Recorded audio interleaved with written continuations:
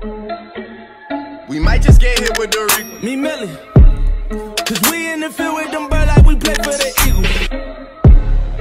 I'm on probation, so let me not talk what's illegal. Switch it up. Today I woke up with my drinker, she rich as a beetle. For my teachers that said I won't. I've never seen the Eagles in such a good position with this quarterback position in a long time. After winning the Super Bowl, everyone thought that we'd have some quarterback controversy and so much would happen in the coming weeks. Well, that's not the case. The case is that the Eagles have the best quarterback matchup, the best quarterback lineup in the NFL. Because honestly, some of you Eagles fans should be grateful. Because you know what? There are teams like Green Bay. There are teams like the New Orleans Saints. There are teams like the Tampa Bay Buccaneers, the Tennessee Titans. There are a lot of teams out there that have their starting quarterback. But lots of these teams cannot continue a season if something happens to their star quarterback. Really. When Aaron Rodgers goes down, do they go anywhere? No. The Eagles have the best situation in the league, and you guys need to accept that. Accept that. Doug Peterson officially stated today that by Friday, he will have a decision. Now, will the decision go public? Probably not. Maybe. I don't know. Somebody will hear something because they want to keep the Falcons guessing throughout. You know, you understand that teams have to prepare for two quarterbacks. So just say someone gets hurt, little nicked up, not a serious injury, then the other quarterback comes in, whether it's Carson Wentz, whether it's Foles. You got an RPO offense in Nick Foles, and you have everything else with Carson Wentz. You have the best situation in the whole fucking league. Who do I want to start week 1? I will pick either one of them to start week 1. You know why? Because of this. Because in my heart, I know that both of these guys will play their hardest and they will do what they have to do to win the fucking game.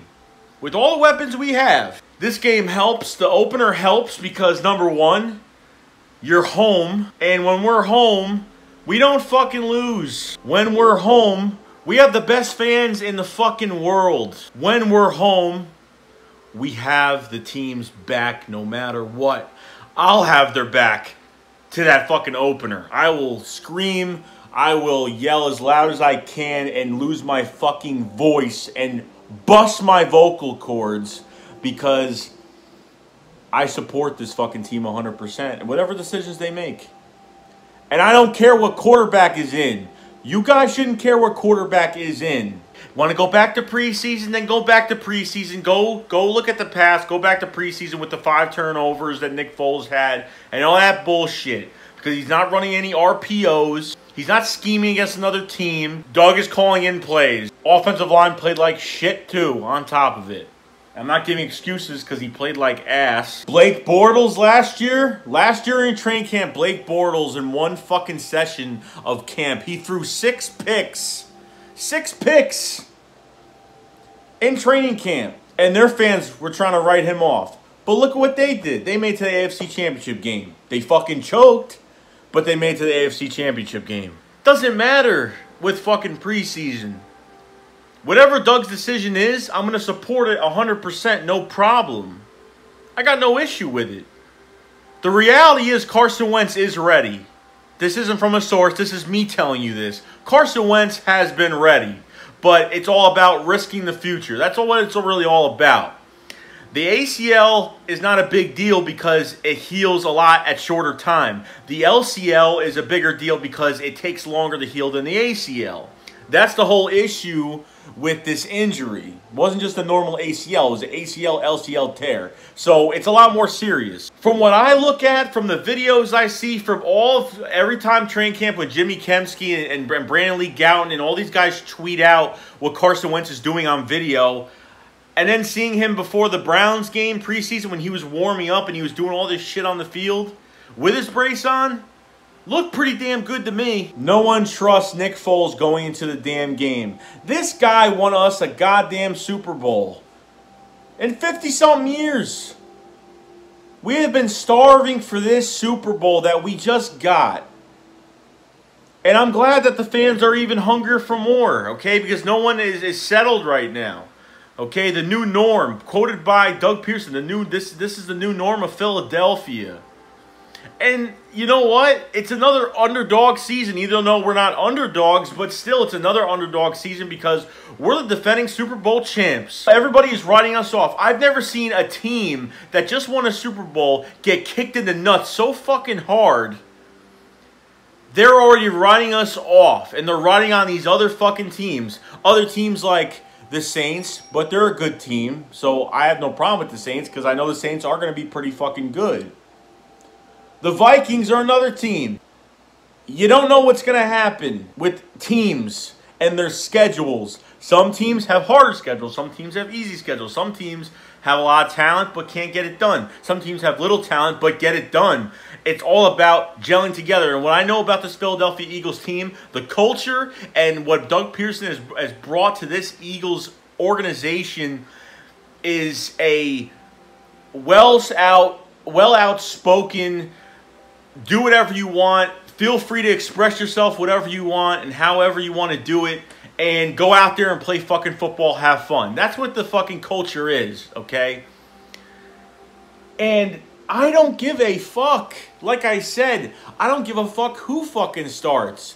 I trust Nick Foles 100%. When Carson Wentz got hurt in that Rams game, I didn't say, oh, fuck. Like everybody the fuck else. And I'll call people on it. A few people on Twitter. Even E-Rock. E-Rock came out with a fucking video that day and was like, at what cost? Didn't even fucking trust that Foles was on the fucking field. Of all people that gave a fuck about this team, of all people that fucking do radio shows and do this and do that, he of all people didn't even trust Nick Foles being on the field. And I'll call that out because I really don't give a shit. I love V-Rock, great fucking guy. I watch his 4th and John videos all the time. They're fucking awesome people. But this is the example I'm fucking talking about. It is. And it's fucking sad. Because I didn't have that feeling when Nick, I was upset when it happened. Yeah, of course, but I was just like, clap my hands. Yeah, let's go, Nick Foles. Let's go fucking get it. Like, I was just going for it. Like, I wasn't doing it just because, like, I felt like I had to. I did it because I know I could trust in the guy. But unfortunately, it was a slow start. Because Nick Foles, that was Nick Foles. The next game, the Giants game, was Nick Foles' preseason game. Whatever, the Giants or the Raiders, whatever the two games were. And he played like shit. They had him under center, didn't work out, so they went back to his original tape with Chip Kelly and fucking did his RPOs, and look what happened. RPOs are hard to defend, and Nick Foles is fucking bread and butter with that shit. So you guys need to figure this shit out. I don't care. I don't care who starts, what the fuck it is, and if it's playing on the safe side, put Nick Foles in the game. I have no problem. You would have been an MVP of the whole fucking year, in Carson Wentz, to a Super Bowl MVP that's played really good in the playoffs and won a Super Bowl. And Carson Wentz paved the fucking way for Nick Foles. Paved the way. But no one gives credit because preseason. If Carson Wentz threw a fucking pick or something happened in preseason, he played this year, everybody would be on his ass. Everybody would be on his ass. But I think he's been ready. I think this has all been a smokescreen. Honestly, I think they've just been keeping on the DL. They don't want to say, because if they fucking say he's ready to play, he's good, he's 100%, the doctors, who knows, the doctors could have not passed him on playing just because they probably already made a fucking decision. It's probably a big fucking secret right now, which it is. Because the Atlanta Falcons want to know what the fuck's going on. And that's how it all goes. That's how it goes. That's how you do it. But, I don't want to make this video any longer. But you shouldn't give a fuck who plays. I don't give a fuck who plays. Because I believe in both of these fucking young men that are going to go out there in front of our fans, opening night, trophy case, bringing out the Super Bowl trophy, unleashing the banner. It's going to be such a fucking historical fucking night, and the Eagles are going to roll over on the fucking, are going to roll on top of the fucking Falcons Thursday night. And that's how it's going to go. That's all I got to say, guys. Shake Squad up. Fly, Fly.